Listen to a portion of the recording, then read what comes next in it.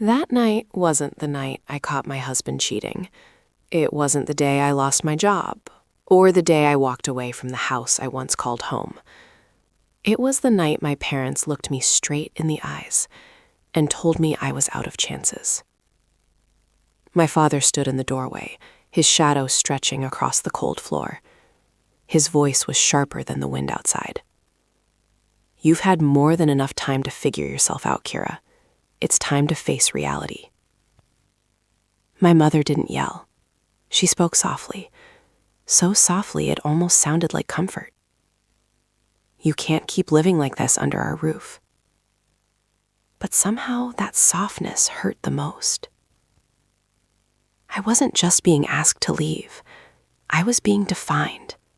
A failure. A daughter who didn't measure up. I stood there, gripping the handle of my small suitcase, the only thing I had left. Years of trying, erased in a few sentences. The door closed behind me. And for the first time in my life, I understood what it felt like to be abandoned by my own family. I sat in my car while a light drizzle tapped against the windshield. The glass fogged up, not from the weather, but from my own heavy breathing. Then my phone buzzed, a message from David, the man who shattered me less than a week ago. "I'm sorry, but maybe I'm not the one who should walk away from everything." I let out a dry, hollow laugh. Of course, the man who broke me, choosing this exact night to apologize. I tossed my phone onto the passenger seat and looked at myself in the rearview mirror. Red eyes, smeared mascara, the face of someone who had just lost everything. I thought about calling my sister, about texting Amber, but pride held my hand still, because admitting I had nothing left felt worse than sitting there alone. No home, no husband, no one standing behind me. The road ahead was pitch black, just like the thoughts inside my head. And for a moment, I wondered, when everything falls apart all at once, is that the end? Or just a turn I'm not strong enough to see yet? I grew up in a house where life came with a blueprint. Study hard, get a stable job, get married at the right age, have kids, live safely. My parents believed that was the only path to happiness, and for a long time, so did I. I chose the major they picked. I took an office job that paid the bills but drained my soul. I married a man everyone said was a perfect match. From the outside, I was the ideal daughter, the one who did everything right. But inside, I was suffocating. Because there was one thing I loved, something that actually made me feel alive. Jewelry design. Late at night, after work, I'd sit at a tiny kitchen table, sketching, shaping, creating. Bracelets, earrings, small pieces that felt like fragments of myself. I sold them online, slowly, quietly. To everyone else, it was just a hobby, a phase, something I'd eventually grow out of. But to me, it was the only time I felt like I was truly living. Then everything started to fall apart. My marriage cracked, I quit my job, and for the first time I chose myself. I thought they would see it, a woman trying to rebuild her life, but they didn't. All they saw was a daughter stepping off the path they had planned. And somehow I got trapped in another loop, because it was never just about success. It was about approval. Every piece I finished, I thought, if this sells, maybe they'll understand. Every small win, I hoped, maybe this time they'll say I did something right. But the truth was, I had tied my worth to the way they looked at me. So when they were disappointed, I felt like I had no value. When they turned away, it felt like I was erased. That night, when they told me to leave, it wasn't sudden. It was years of expectations, colliding with years of silence. They were afraid I would fail, and I was afraid I would never be enough. Two fears crashing into each other. And I was the one pushed out the door. I used to think the worst kind of pain was being betrayed in a marriage. But it wasn't. The worst pain is realizing you've spent your entire life trying to please everyone else, and still, it wasn't enough. Sitting alone in my car that night, I didn't cry. Not at first. I just stared ahead, watching the rain blur the world outside, and for the first time, I stopped lying to myself. Because when you hit rock bottom, you don't have the luxury of pretending anymore. I always told people I was chasing jewelry design because I loved it, and that was true, but it wasn't the whole truth. Deep down, I wanted more than passion. I wanted proof. Proof that I hadn't made a mistake. Proof that I wasn't reckless. Proof that I wasn't a disappointment. I wanted my parents to look at me and finally say, "You were right." I wanted David to regret leaving me. I wanted everyone who doubted me to see me standing strong. I called it chasing a dream, but really, I was chasing validation. And when that validation didn't come, I broke. Not because I failed, but because I had placed my worth in other people's hands. So when my father said I wasn't living realistically, I believed him. When my mother said I couldn't keep going like this, I felt useless. And the worst part? That night, when they told me to leave, I agreed with them. That was the moment it hit me. You can survive criticism. You can survive rejection. But if a part of you already doubts yourself, every word becomes confirmation that your fear is true. And I had been doubting myself for years. Maybe I'm not talented enough. Maybe I'm being selfish. Maybe I'm just dreaming too big. So every time my sales dropped, I didn't just feel disappointed, I panicked. Every time my parents stayed silent about my work, I felt invisible. I wasn't just building a business. I was constantly trying to prove that I deserved to exist the way I was. And it was exhausting, smiling when I was breaking, pushing forward when I was terrified, holding everything together just to hear someone say, "You're doing okay." But that night, when the door closed behind me, I finally saw the truth. I had given other people the power to decide my worth. And when they took their support away, I had nothing left to stand on. I thought I was fighting for my dream, but I wasn't. I was fighting to be loved on their terms. If I succeeded the way they understood, I would be accepted. If I lived the way they approved, I would be enough. And if I didn't, I was out. Realizing that didn't make me stronger. It made me empty. Because if I wasn't chasing validation anymore, then who was I? If I didn't need to prove anything, what would I even do? Sitting there in the dark, listening to the rain hit the windshield, I faced something I had avoided my entire life. I had never truly lived for myself. I lived to avoid disappointing others. I worked to earn approval. I married because it was the right next step. And when everything collapsed, I thought I had lost everything. But maybe losing that approval was the first time I was actually standing alone.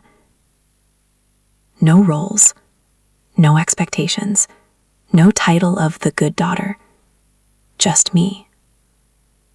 With fear, with pain, and one brutally honest question.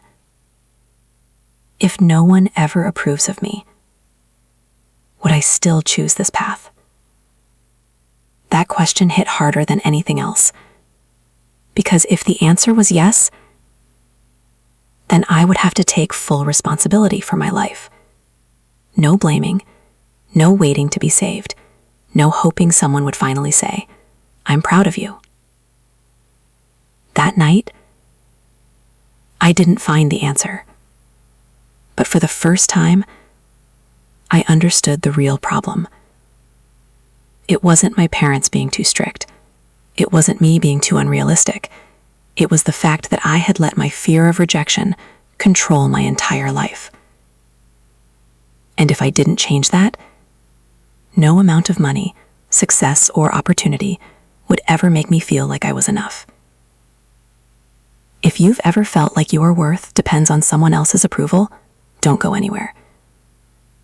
Because what I did next forced me to face myself in a way I'd never had before. I didn't know it then. But just minutes after asking myself what I had left, my life was about to take a turn I never saw coming. The rain outside grew heavier, drumming against the windshield. I reached into my bag, searching for a tissue. And that's when my fingers brushed against something crumpled. A piece of paper. An old lottery ticket. I had bought it months ago, on a random afternoon when everything felt pointless. My grandmother used to say, "Sometimes luck shows up when you've got nothing left to hold on to." I remember laughing it off. I had completely forgotten about it. But in that quiet, empty moment, I opened the results app. I wasn't expecting anything. In fact, I was already prepared to see the usual message, "Better luck next time." But then, the numbers appeared. One by one. My heart started racing. I checked again, and again. Every single number matched. I couldn't breathe.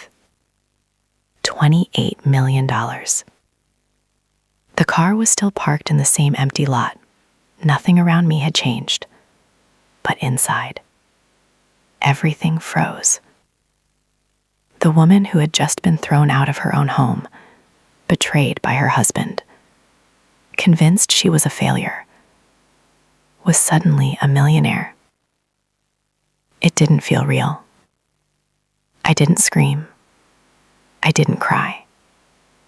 I just sat there, staring at the glowing screen in the dark. Because strangely, the money didn't erase the pain. I could still see my father's cold expression, still hear my mother's quiet voice telling me to leave, still feel the emptiness of being replaced in my own marriage. Money didn't touch any of that. The next morning, I called to confirm. They talked about legal steps, financial advisors, paperwork. It all sounded like they were talking about someone else, not me. I rented a small apartment. Clean, simple, mine. I didn't call my parents, didn't try to prove anything. Instead, I opened the old sketches I had once hidden away. Jewelry designs I was too afraid to pursue. Bold ideas I never had the money or the courage to bring to life. For the first time, I had freedom. No debt, no pressure to be safe. No one watching, waiting for me to fail. So I started. A small company, with my name on it. 2 employees, a real workshop instead of a cramped kitchen table. The beginning was messy. I didn't know how to lead people, didn't understand financial reports, didn't feel ready to sign contracts that suddenly had real weight. But every night, when I returned to my own place, I knew something had changed. This time, I wasn't doing it for approval. I wasn't doing it to prove anything. I was doing it because I wanted to. And that shift was quiet. No dramatic revenge. No big announcement. Just small decisions. Clearer choices. For the first time, I stopped chasing other people's approval and started learning how to face myself without judgment. And slowly, something inside me began to change. I wasn't the girl being pushed out of a door anymore. I was the one learning how to open a new one for myself. But here's the truth no one tells you. Money can change your life, but it won't fix what's broken inside. And what happened next forced me to confront something even harder than failure. 2 months after things finally started to feel stable, when Kira's Creations was gaining momentum and the first real orders kept coming in, I got a call I never expected to shake me this much. It was my mother. Her voice wasn't firm like before. It trembled. "Kira, we need to talk. It's about your father." My chest tightened. I was still learning how to forgive, still trying to build boundaries strong enough to protect myself from being hurt again. But one sentence, and everything I had built inside me started to crack. When I arrived at the house, the same house that had once pushed me out, the air felt different, heavier. My mother opened the door, her eyes red. I walked quickly to my father's study. He was sitting there, but he didn't look like the man I remembered.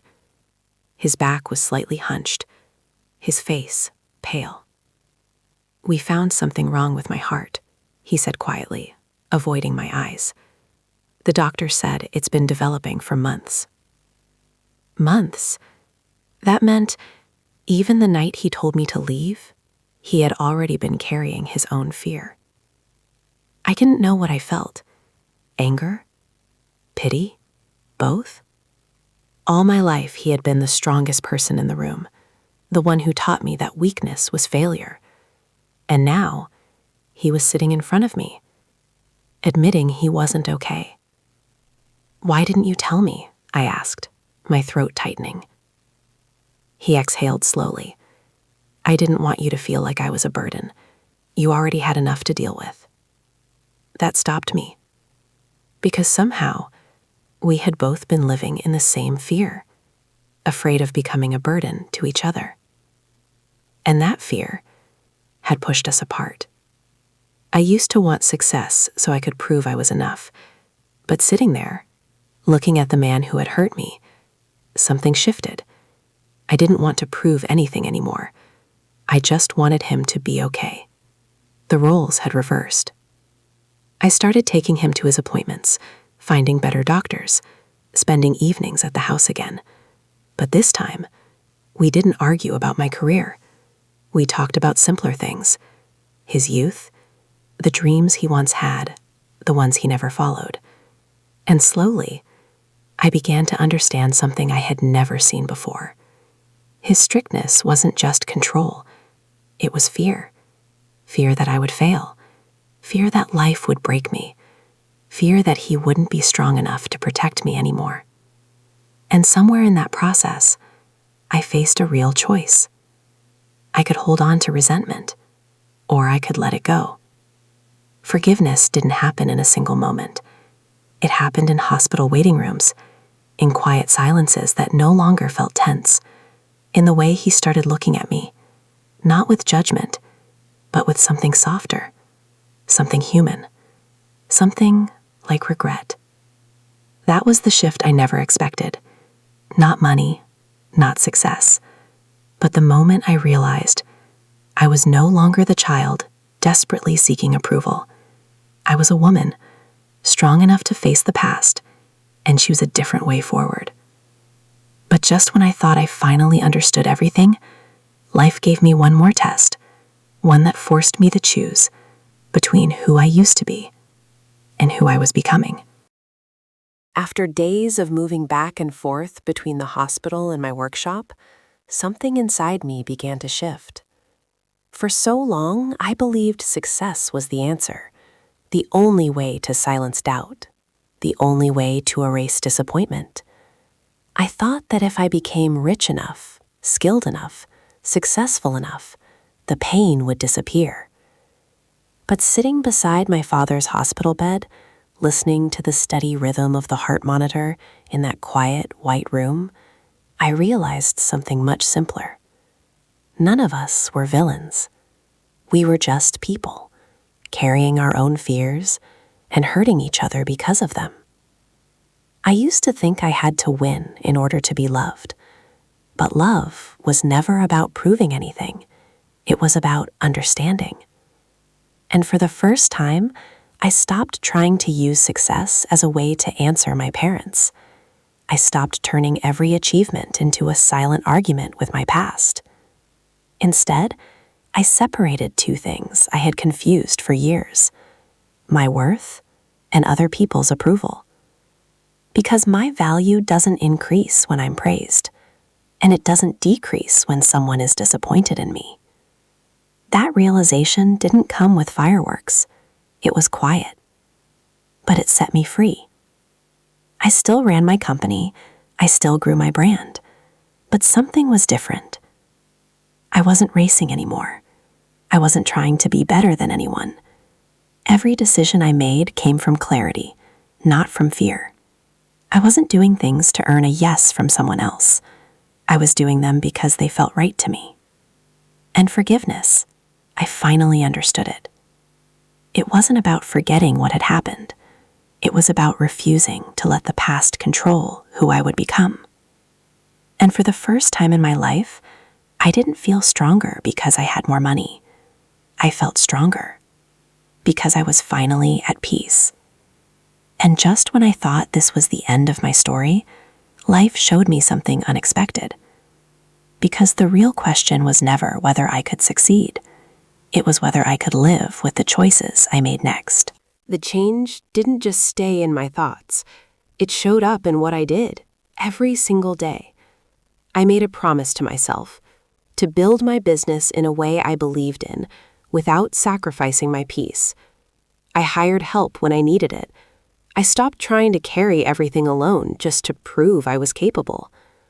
I learned to say no to projects that didn't align, even when the money was tempting. The company kept growing, but this time, it didn't consume me.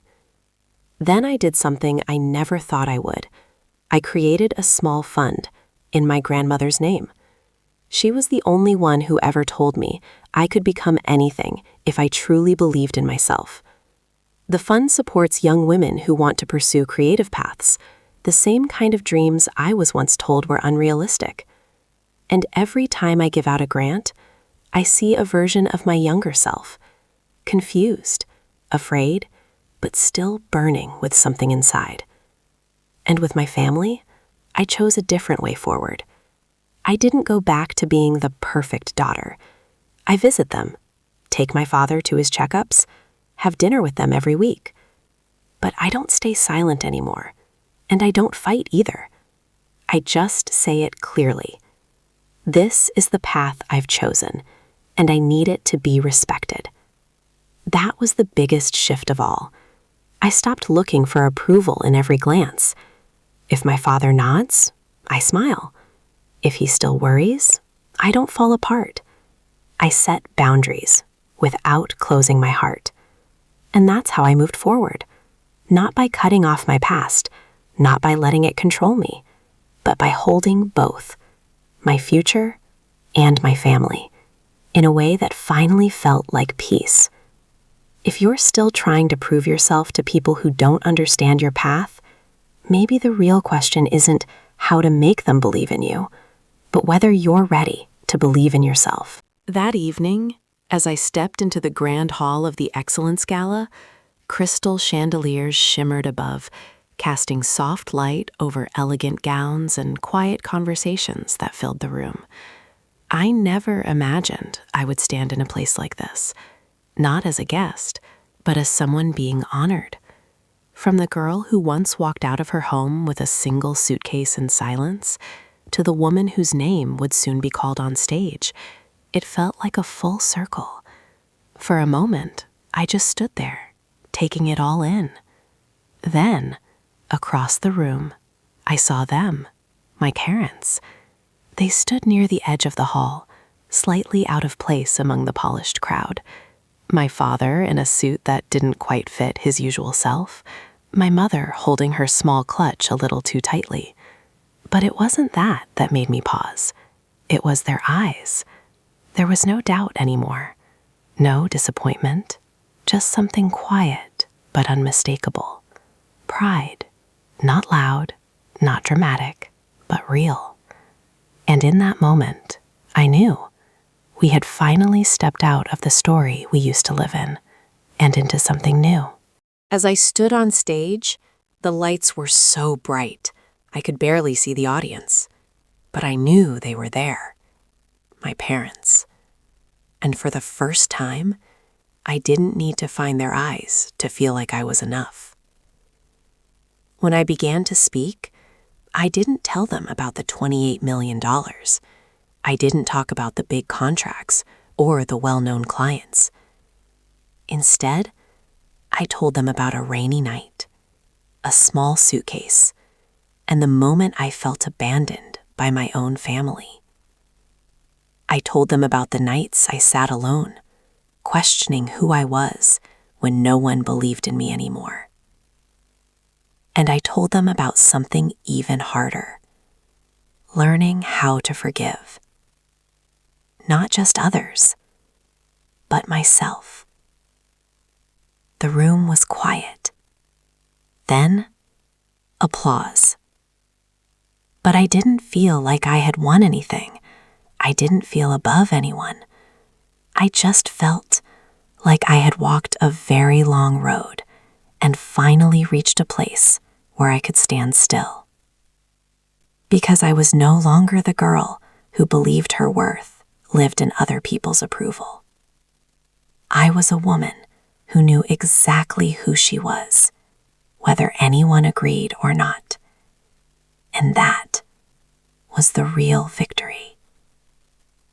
Your worth doesn't begin when someone fine one sees it. It begins the moment you do.